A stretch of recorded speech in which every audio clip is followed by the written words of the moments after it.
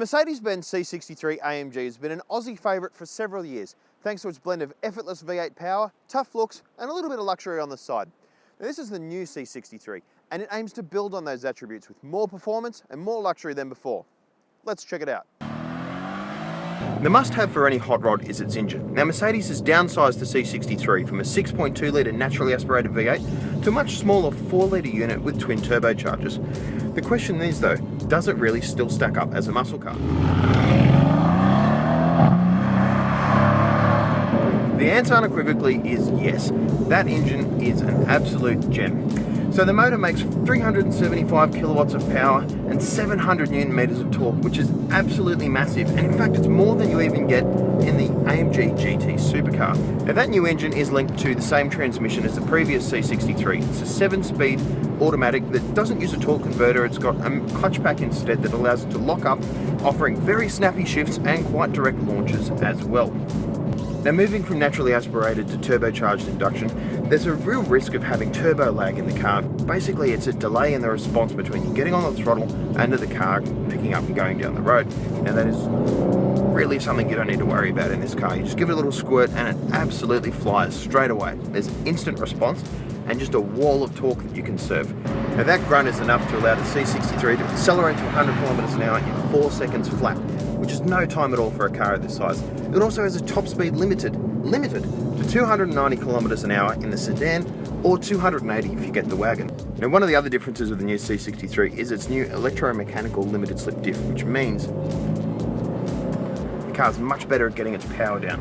It basically gives the car the ability to completely lock up the rear axle or leave it completely freewheeling, giving it the variable nature it needs to be able to drive out of a corner as hard as possible and try and make use of all that torque in the form of traction. It's a pretty good setup, and it's one that works quite well with the new dynamic drive modes that are in the car. Now, unlike BMW, Mercedes has usually set up its cars with different pre-selected modes basically. Now, this car has those different settings, but it also has an individual mode which allows you to tailor the car to your own preferences. Now, on the road this thing drives just like a normal C-Class. There's perhaps a little bit more road noise that you get from the big tyres that are fitted to it, Michelin Pilot Super Sports that are just about as sticky as anything you're going to find on a new car these days. But it also has a great ride. The variable ride system is quite effective, and it means that you can have a fairly comfortable ride on the road unless you put it in the racing mode and the dynamic mode, which makes it quite firm. Now, the sedan's priced from $154,000, while the wagon's about $2,500 dearer at $157,500. Now, for that you get quite a bit for your money. Australian C63s are very, very highly specified. We get loaded up with 19-inch wheels, leather trim, sports seats, satellite navigation, a comprehensive driver assist suite that includes lane departure assistance, forward collision warning, autonomous emergency braking, all kinds of stuff that's really good to have. And you also get this lovely flat-bottom steering wheel with big metal shift paddles, trimmed in leather and a substance Mercedes calls Dynamica, which is really suede or like Alcantara, but not that because it's a registered trademark. Now, the interior of the C63 is a pretty cool place to be. Fitted as standard, we've got this dark raw finish wood grain throughout, but of course you can option that out and get some carbon fibre in there if that's what you'd really like. The car is also available with an optional Edition 1 pack that has red stitching throughout the carbon fibre and quilted seats with lots of red throughout as well. It's a bit of a cool pack, but it's also a little bit gimmicky for my taste as it comes with things like stickers and red bits on the wheels that might not work for everybody's tastes. On the road, the AMG still does drive like a C-Class. The big difference is that it's still a mongrel. I mean, here we are on the Great Ocean Road, and when the opportunity strikes, you can just knock it down a gear,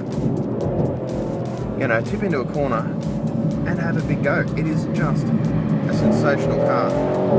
It retains the hot rod character of the previous model, but it's more polished as well. The C63 has grown up, but it hasn't lost that attitude, and that is really special.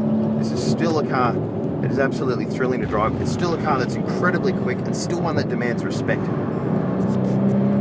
It's still the C63 we know and love. The C63 AMG has retained its character. It's still two cars in one. It blends the best elements of the C-Class with genuine AMG performance, and it should be an Australian favourite for more years to come.